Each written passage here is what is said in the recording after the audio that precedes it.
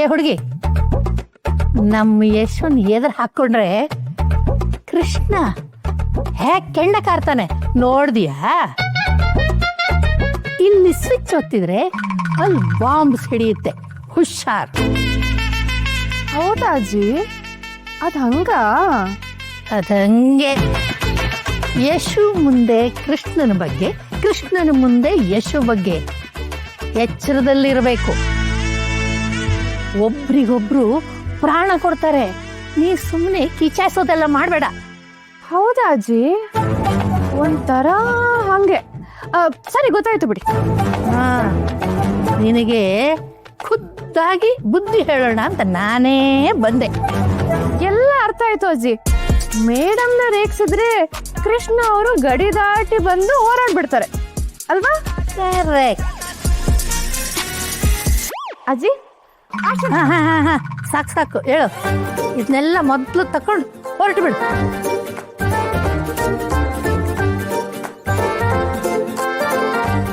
Switch ಇಲ್ಲಿ ಒತ್ತಬೇಕು, ಪ್ಲಾಸ್ಟು ಅಲ್ಲಾಗುತ್ತೆ. ಚಿನ್ನದಂತ ಮನ್ಸಲ್ವಾ ನಿಂದು? ಯಾಕೆ? ಏನೋ ಇವತ್ತು ಒಂಥರ ಫೀಲ್ ಆಗ್ತಿದೆ. ತುಂಬ ಬಾಯಾರಿಕೆಯಾಗಿ ನೀರು ಸಿಕ್ಕಿದಾಗ, ಕಾಲು ತುಂಬ ನೋವು ಬಂದು ನಡೆಯೋಕ್ಕೆ ಆಗಲ್ಲ ಅನ್ನೋ ಟೈಮಲ್ಲಿ ಒಂದು ಮರದ ನೆರಳು ಸಿಕ್ಕಿದಾಗ, ತುಂಬ ಹಸುವಾಗಿ ಅಮ್ಮ ಕೈ ತುತ್ತು ತಿಂದಾಗ ಆ ಫೀಲ್ ಆಗುತ್ತಲ್ಲ, ಇವತ್ತು ಆ ಫೀಲ್ ಆಗ್ತಿದೆ ನನಗೆ. ಥ್ಯಾಂಕ್ಸ್ ಅನು. ಇವತ್ತು ನೀರು ಬಂದಿದ್ದು ಅಮ್ಮ ಬಂದಾಗೆ ಆಯಿತು. ನೀನು ಯಾವಾಗಿಂದ ಇಷ್ಟ ಎಮೋಷ್ನಲ್ ಆದೆ?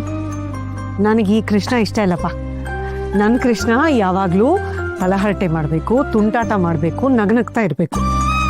ಆ ಕೃಷ್ಣ ಒಳಗೆ ಇದ್ದಾನೆ, ಆದರೆ ಅಮ್ಮ ಬಂದಾಗ ಮಾತ್ರ ಹೊರಗೆ ಬರ್ತಾನೆ. ಅನು, ನನ್ನನ್ನು ಅಮೆರಿಕ ಕರ್ಕೊಂಡು ಹೋಗ್ತೀಯಾ?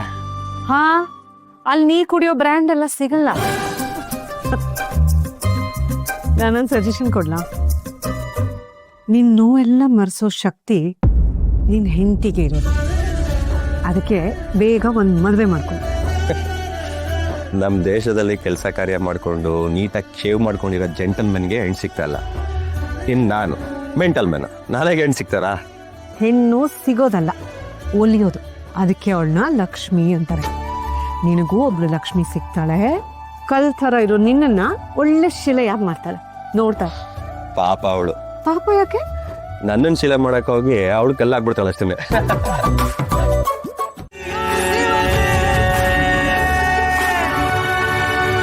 ಹಲೋ ಮಿಸ್ಟರ್, ಯಾಕೆ ತರ ಗುರಾಯಿಸ್ತಾ ಇದೆಯಾ? ಯಾರು ನೀವು?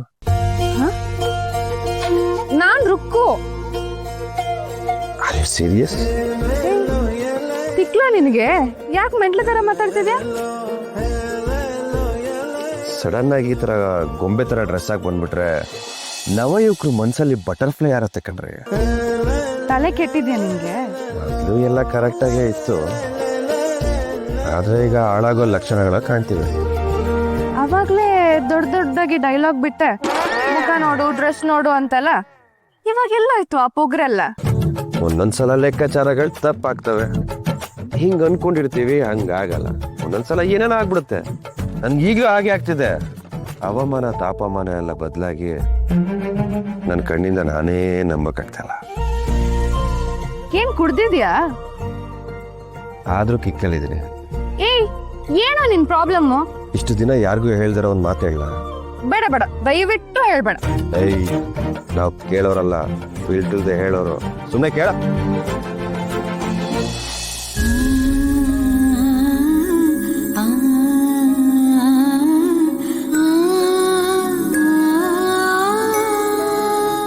ಸಖತ್ತಾಗಿ ಕಾಣಿಸ್ತಿದ್ಯಾ? Thank you.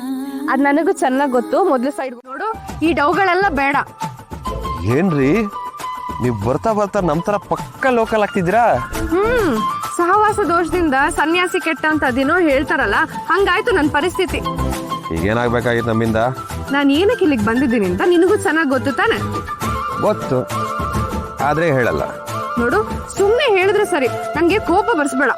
ಕೋಪ ಮಾಡ್ಕೊಂಡ್ರೆ ಪಾಕದೊಳಗೆ ಬಿದ್ದಿರೋ ರಸಗುಲ್ಲ ತರ ಸ್ವೀಟಾಗಿ ಕಾಣಿಸ್ತೀರ. ಏಯ್, ಏನ್ ಏನ್ ಕಮ್ಮಿ ಆಗಿದೆ? ಯಾರನ್ನ ಕೇಳಿದ್ರೆ ಏನು ಹೇಳ್ತಿಲ್ಲ, ಎಲ್ಲ ಸರಿಯಾಗಿದೆ ಅಂತಿದ್ದಾರೆ. ಅವ್ರಿಗೆಲ್ಲ ಕಣ್ಣು ಐಬೋದು. ಇಡೀ ಪ್ರಪಂಚಕ್ಕೆ ಕಾಣಿಸ್ದೇ ಇರೋದು ನಿನ್ಗೇನೋ ಕಾಣಿಸಿದೆ. ಏನ್ ಮಿಸ್ ಆಗಿದೆ ನನ್ಗೆ? ಸರಿ, 3 ಸಲ ಸೋತೆ ಸೋತೆ ಸೋತೆ ಅಂತ ಕಿವಿ ಹಿಡ್ಕೊಂಡು ಬಸ್ಕಿ ಹೊಡಿ, ಆವಾಗ ಹೇಳ್ತೀನಿ. ಅದೆಲ್ಲ ಚಾನ್ಸೇ ಇಲ್ಲ. ಏನ್ ಕಮ್ಮಿ ಆಗಿದೆ ಅಂತ ಹೇಳೋದಿಕ್ಕೆ ಬೇಬೆ ನಮ್ಗೂ ಚಾನ್ಸೇ ಇಲ್ಲ. ಕೊನೆ ಸಲ ಕೇಳ್ತಾ ಇದೀನಿ ಕೃಷ್ಣ, ಹೇಳ್ತೀಯೋ ಇಲ್ವೋ?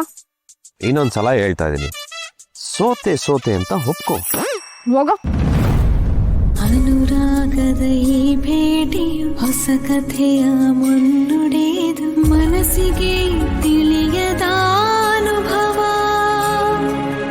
ಅರೆಗಳಿಗೆಯ ನಿಶ್ಶಬ್ದವು ಅಪರೂಪದ ಈ ಮಿಲನವು ಕಡಲು ನದಿಯ ಸಂಗಮ. ಗೊತ್ತಿಲ್ಲದೆ ಗುರಿಯಿಲ್ಲದೆ ಗುರುತಾಗುವ ಸಮಯ, ಸಿಡಿಲು ಮಳೆಯ ಲಕ್ಷಣ. ಹೊಸದಿರುವ ಈ ಬಂಧ ಹೊಸತೇನೋ ಹೇಳುತ್ತಿದೆ, ಬಿಸು ಮಾತಿಗೂ ಗುರುತೇ ಸಿಗದಾಗಿದೆ.